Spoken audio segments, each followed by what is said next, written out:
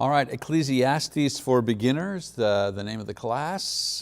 This is lesson 10 in that series. The title of this lesson, Qualities of a Wise Leader. Qualities of a Wise Leader. And we'll be in Ecclesiastes chapter 8 if you're following along in your Bibles. So we've said that beginning in chapter 7, Solomon begins to ponder on those things that show his journey back to God. He's on his way back to God. He no longer is exploring and writing about the various experiences and pursuits of worldly living, living under the sun, which have left him unfulfilled and depressed. Now he turns his attention to the fruit of wisdom and the good things in life that he will ultimately admit can only come from a life that is lived under the sovereignty and the blessings of God. So far in this journey back to God, he's given several proverbs that describe true wisdom from above, and how one's life can be enriched if he or she truly applies this wisdom to life. For example, that wisdom provides strength and balance and insight. So far, his proverbs, his thinking has led him to this conclusion that the wisdom from above can provide strength, balance, and insight for one's life here on earth. So in chapter 8 and chapter 9, he's going to continue this line of thinking by discussing the qualities of good leaders. Three different subjects actually. The qualities of good leaders, mysteries that cannot be solved, and also the importance of developing a proper philosophy of life. Three different topics that he's going to tackle in the next couple of verses. So we begin with the qualities of a wise leader. Although it is usually the result of hard work and talent, not all leaders who achieve this role are qualified for their jobs, and we know that. A couple of examples of this. Some are promoted beyond their capabilities. Somebody actually wrote a book about this phenomenon called the Peter Principle. In other words, some people are just one step higher than they need to be in their work or in their career, and so they are incompetent at the level that they find themselves at. You know how it works. A fellow's a good manager, and because he's a good manager, they promote him and he goes up to another level and he does well at that level. They keep promoting him and he does well, and then finally they promote him one more time, and this time he gets to a level where he really, he's beyond himself. He's beyond his capabilities. And we know it's hard to work for people like this because they are uninspiring, they cause resentment among their followers because everybody usually knows that they're out of their depth. They were good at this level and then they got promoted beyond their capability. That's the Peter Principle. The solution is usually to delegate to a well-formed team or to go back to a better service level, but very few people go back to another service level where they feel competent. They want to keep that position. And then there are some who are just egotistical and intolerant of lesser talented people. Some people at the top, some people who have made it have that particular attitude. These kind of hard driving types think everybody else should be like them or no one else can be like them. Ego is all what it's about. They push too hard and usually don't appreciate the people who work for them. So you have different kinds of bosses that are difficult to work for. Now there are a lot of other types, but these two are simply examples of leaders who have the position, but not the character that the position of leadership requires. That's the point that I want to make to build up to the passage that we're going to talk about. So Solomon, who was a leader, provides 5 key characteristics that leaders should have in order to be not just qualified leaders, but qualified godly leaders. So first qualification, godly leaders should have a clear mind. Chapter 8, verse 1a says, who is like the wise man and who knows the interpretation of a matter? The word interpretation means the solution. the solution to a matter. So Solomon says that good leaders are able to see through problems to the solution. They don't only see the problem, they're able to envisage what kind of solution is required. A good leader's mind is not cluttered with unresolved issues and changing values. He or she can see clearly to the bottom line because good leaders have set values and references to help them make consistent decisions. A good leader is not making different decisions based on a different set of values. That causes confusion. A good leader has a set of values from which they make decisions. And so people can anticipate from them the kind of leadership that they will provide. So a leader's clear mind helps him lead without confusion and without hesitation. Another quality, characteristics of a godly leader. A godly leader has a cheerful disposition. A man's wisdom, Solomon says, illumines him and causes his stern face to beam. In other words, a cheerful heart is reflected in a person's face. He has a positive and happy look. He has a yes face. Have you never had bosses or superiors that had a no face? You didn't even have to ask them anything. The answer was no. It was written on their face. Nothing is more difficult than serving under a person that has no sense of humor or no ability to see perhaps the silliness in a situation or even silliness in self. A great leader deals seriously with the issues of leadership but doesn't take himself too seriously. A third quality or characteristic of a godly leader is a discreet tongue. He says in chapter 8, verse 2, I say, keep the command of the king because of the oath before God. Do not be in a hurry to leave him. Do not join in an evil matter, for he will do whatever he pleases, since the word of the king is authoritative. Who will say to him, what are you doing? So a discreet tongue. Solomon is speaking here primarily to subordinates. Okay, not speaking about the leader, but the subordinates, saying that they should be loyal to their leaders and obey them because they can make life difficult for you. But in an indirect way, he's also telling leaders that they can best inspire loyalty and obedience in their subordinates if they have a discreet mouth.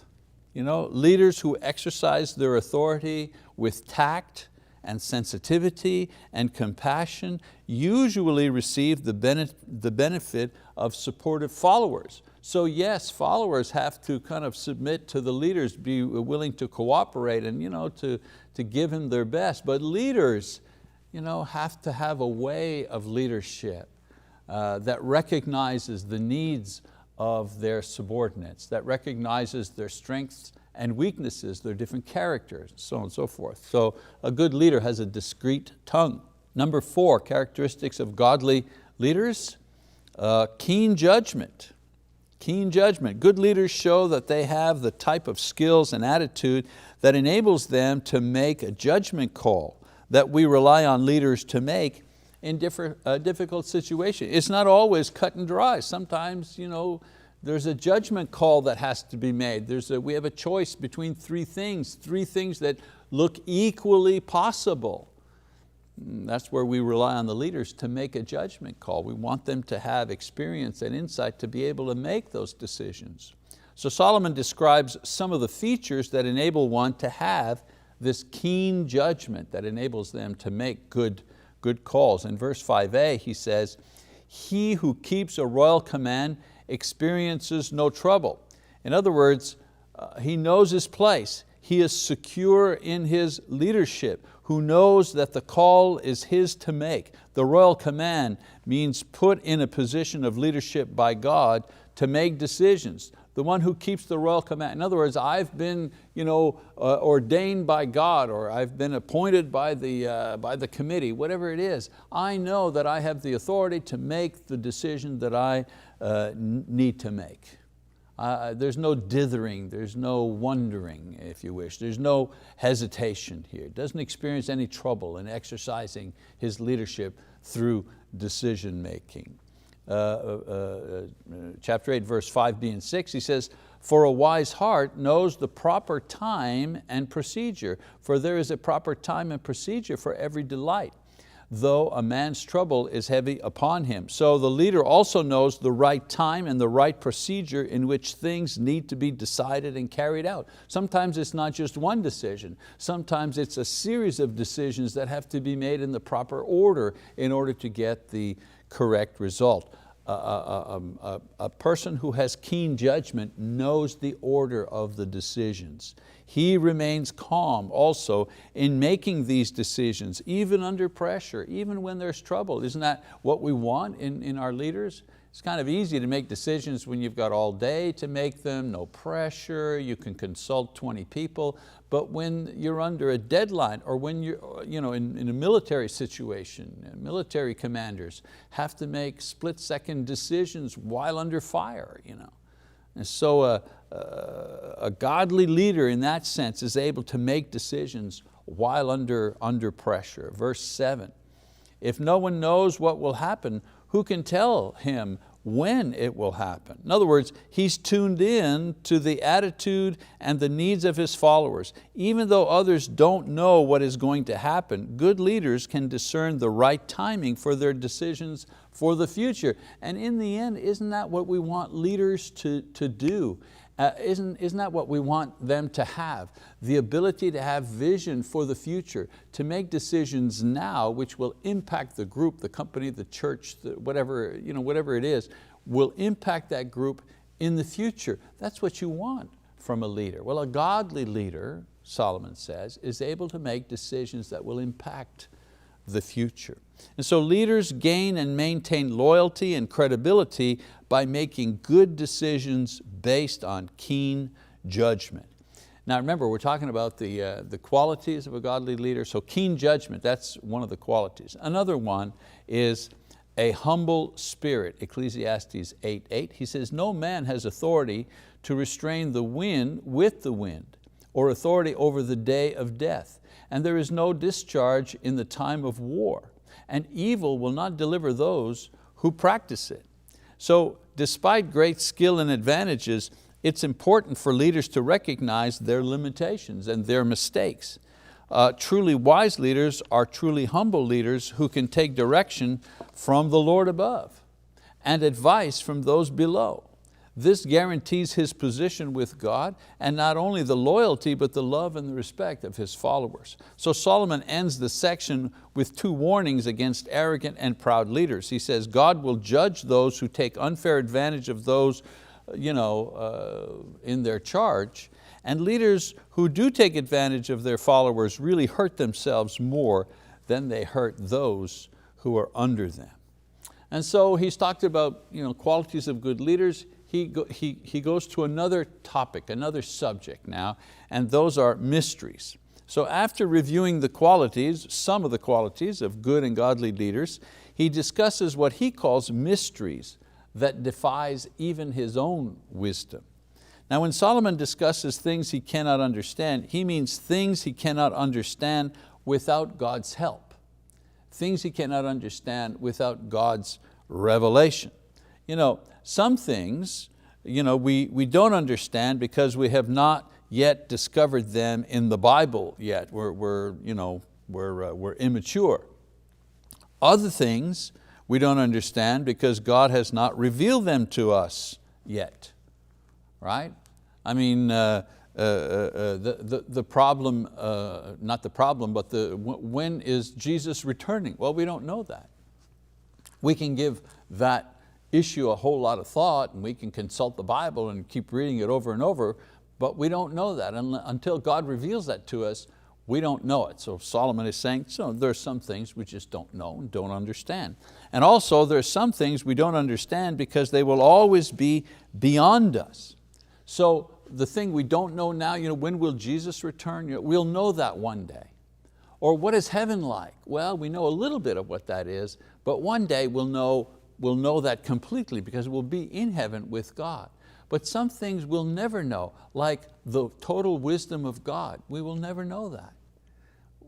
We'll never be able to know that. All the things that God has done, all the things that God is, we'll never be able to know that because we're not His equal. All right? So in chapters 8, 10 to 17, Solomon describes three mysteries which are simply beyond his knowledge and can only be understood with the help of God's revelation. So the first one of these is the triumph of the unjust. In other words, the mystery of the unjust triumphing. How come unjust people win? That's one mystery. And he says in chapter 8, verse 10 and 11, "So then I have seen the wicked buried, those who go in and out from the holy place, and they are soon forgotten in the city where they did thus. This too is futility, because the sentence against an evil deed is not executed quickly. Therefore the hearts of the sons of men among them are given fully to do evil. Although a sinner does evil 100 times and may lengthen his life, still I know that it will be well for those who fear God, who fear Him openly. But it will not be well for the evil man, and he will not lengthen his days like a shadow, because he does not fear God." So, religious hypocrites who attend worship, but who are evil people, he talks about going in and out of the temple. When they die, they receive nice funerals, he says, and they're preached into heaven. In addition to this, those who build a nice life for themselves at the expense of other people, and they're never punished for it here on earth. Solomon says that without swift justice, it encourages others to do the same. And he doesn't understand God's tolerance of this kind of evil and hypocrisy. Why is it that bad people have great lives, pleasurable lives, long lives, and then they die at peace, at sleep? This doesn't seem fair, he says. This is one of the mysteries of life. Another mystery, the mystery of unfair consequences, verse 14. He says, "There is futility which is done on the earth, that is, there are righteous men to whom it happens according to the deeds of the wicked. On the other hand, there are evil men to whom it happens according to the deeds of the righteous. I say that this too is futility." In other words, why do bad things happen to good people and good things happen to bad people? The first question was, why do people just get away with stuff and God doesn't punish them? This question is different. Why do bad things happen to good people and good things happen to bad people? Missionaries, a modern day example, those who want to work in missions, want to go in foreign fields, they have to scrape by and they're often persecuted, while evil leaders live long lives in luxury. People who served as missionaries for the church living in Cuba had a hard time. Many of them were thrown into jail and suffered, while Castro lived in luxury until he was like 90 years old or something, and he had a state funeral. It's not fair. Or drunk drivers who walk away with only a scratch from an accident that kills perhaps a young mother and two of her children. Why is it that a good thing, that the drunk walked away from the accident, happens to him, and a bad thing happens to the innocent mom and the children? So Solomon looks at these everyday occurrences and he's puzzled as to the why a good and loving God allows things like this to happen. And don't we ask ourselves the same things today? Nothing new there. Imagine, even Solomon had no answer for this question. The wisest man that ever lived had no answer, no ready answer for this issue of why bad things happen to good people and why good things happen to bad people. And then the third question, the untimely pleasure. In other words, the mystery of untimely pleasure. Verse 15, "So I commended pleasure, for there is nothing good for a man under the sun except to eat and to drink and to be merry, and this will stand by him in his toils throughout the days of his life which God has given him under the sun." So despite the mysteries and the ironies of life, there are good moments that come, and many times unexpected moments, even unearned moments of pleasure and prosperity. Solomon's response to the first two mysteries is to encourage his readers to take advantage of the third mystery, the unexpected blessings of life when they come, or unearned blessings of life when they come. This is not the answer to all of life's problems, but a way of helping us from becoming too skeptical and pessimistic and angry, which could lead to a loss of faith. Yeah, there's the bad people get away with all kinds of things. And yes, bad things happen to good people, good things happen to bad. Yeah, all that is true. But aren't there just good things that happen to us in life at times? Aren't we blessed for no reason? Don't we receive things that we didn't work for? Doesn't that happen to everybody once in a while? Solomon says, just accept the good things that take place in your life without looking too far to try to solve these other mysteries. In the final verses of the chapter, verses 16 and 17, let's read that. He says, when I gave my heart to know wisdom and to see the task which has been done on the earth, even though one should never sleep day or night, and I saw every work of God, I concluded that man cannot discover the work which has been done under the sun. Even though man should seek laboriously, he will not discover. And though the wise man should say, I know, he cannot discover. So in the final verses of the chapter, Solomon concludes that there are limits to what a person can understand without God's help, even for a wise man. Even a wise man needs God's help in order to understand certain things in life. All right, so now that Solomon is journeying back to God in his discussion about true wisdom and good leadership and the limits of his own wisdom, he begins to construct a view of life that he should have had from the beginning.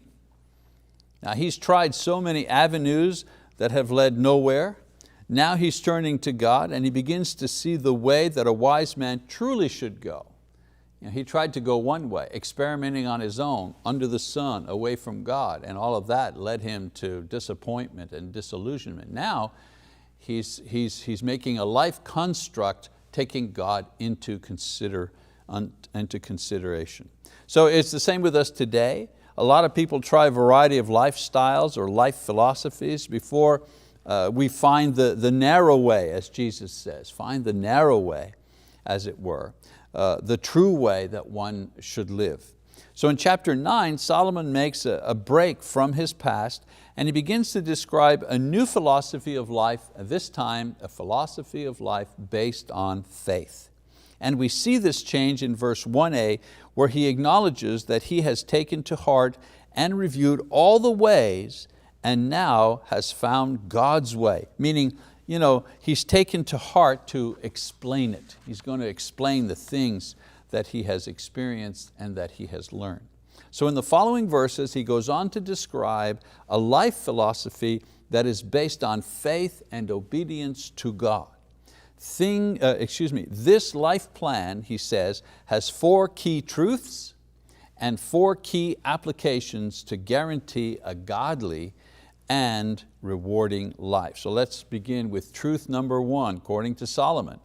God is sovereign. He says, for I have taken all this to my heart, meaning I've examined everything, okay? And explain it that righteous men, wise men, and their deeds are in the hand of God. Are in the hand of God. Whether good or bad happens in your life, God is in control of everything. Men cannot know what will happen, but God does know. That's the implied idea. When your foundation in life is a sovereign God, you can deal with the good and the bad because even if you're not in control, you know that someone is in control. God is in control. Truth number 2, death is certain. Verse 2 and 3a. It is the same for all. There is one fate for the righteous and for the wicked, for the good and for the clean and for the unclean, for the man who offers a sacrifice and for the one who does not sacrifice. As the good man is, so is the sinner. As the swearer is, so is the one who is afraid to swear. This is an evil in all that is done under the sun, that there is one fate for all men. Knowing for sure that no matter who you are and what you do, you will die, allows you to keep a perspective in life and time. The fact that you're going to die, that we're all going to die, helps us keep a perspective on things. We understand pretty much how long we're going to be here. We understand the phases of life. We understand for sure that life will end here. That helps us understand who to look for, how we should live, what we should do, It helps us to value things. And it also forces us to make priorities and be more careful in what we do.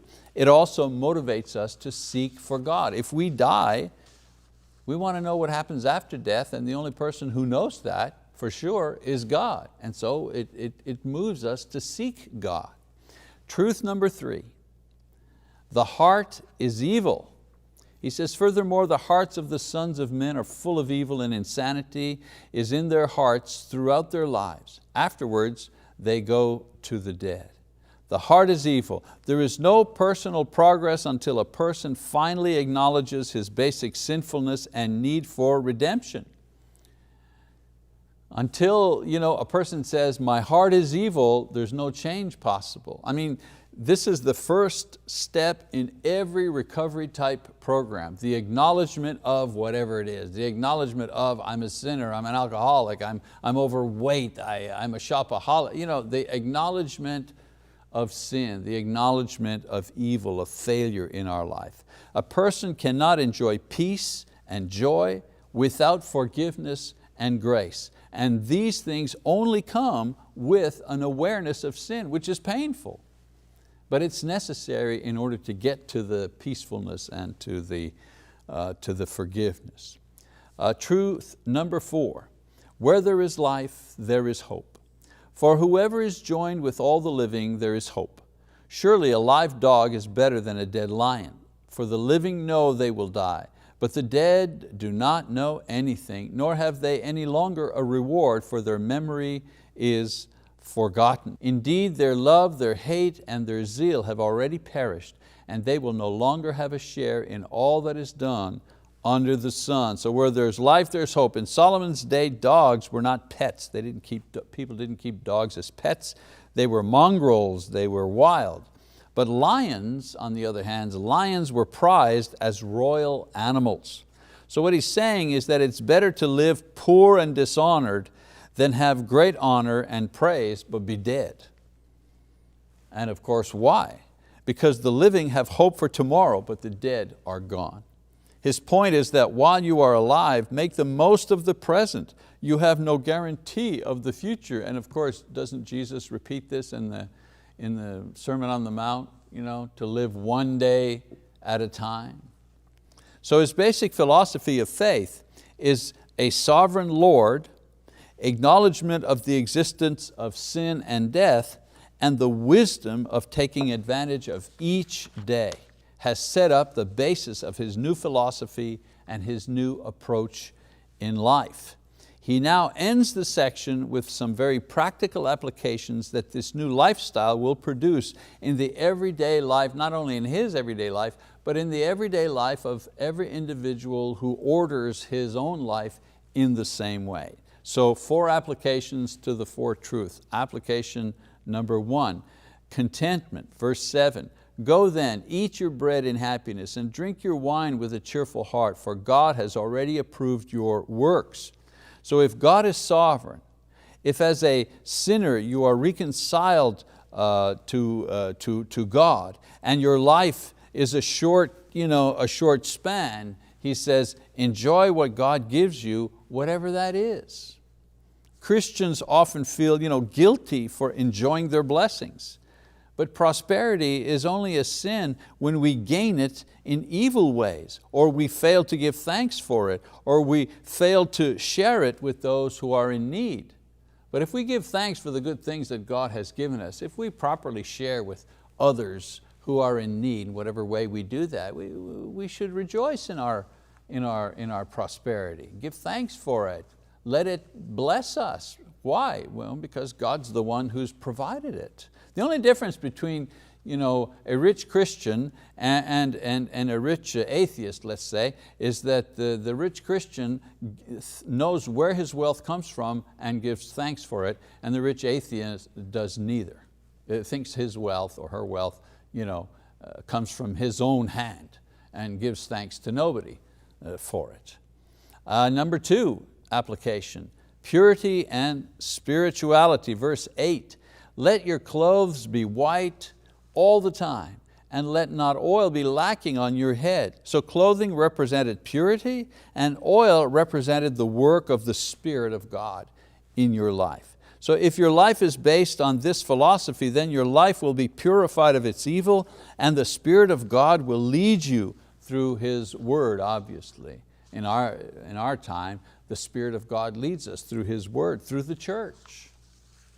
Right? That's how God interacts with us. Application number 3, faithfulness, verse 9. Enjoy life with the woman whom you love all the days of your fleeting life, which He has given to you under the sun. For this is your reward in life, and in your toil in which you have labored under the sun. The man with 1,000 wives, that's Solomon, the man with 1,000 wives concedes an intimate relationship with one woman is the way to satisfaction and joy. The world offers all kinds of methods and ways to find sexual and intimate satisfaction, but God's way is still the only way that this can be fully achieved. One man, one woman, faithfully living together for life. And then application number 4, Ecclesiastes 9:10, whatever your hand finds to do, do it with all your might, for there is no activity or planning or knowledge or wisdom in Sheol where you are going. So application number 4 is zeal. Now that the searching for life's true meaning is over, Solomon says a person can really kind of get into their work and get into their family and get into their passion, whatever their passion is. Life is short, so we mustn't wait until tomorrow to do what must be done today. If you figured out that God is God and that you're a sinner and you need His forgiveness and you need His help and you need Him to sustain you from day to day, if you figured that out and have acted upon that, then Solomon is saying, stop wasting time wondering what should I do. Just get into your life, get into your family, whatever your passion is, follow that, because you have found the proper goal of life.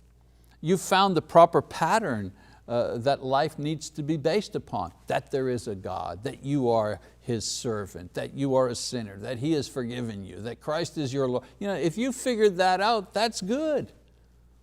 That's good. Now live your life. Don't be afraid to live your life, because you've figured out the most important elements of your life. So Solomon shows us that only when we've settled in our minds some of the basics of what life is really about, that we can truly begin to live our lives and enjoy it. That's why people, many times who ignore the Bible, ignore church for themselves and their families, they miss out on so much. They're always searching and seeking, not satisfied. And so Solomon is saying, it's possible to be satisfied under the sun, but that satisfaction does not come from acquiring or doing.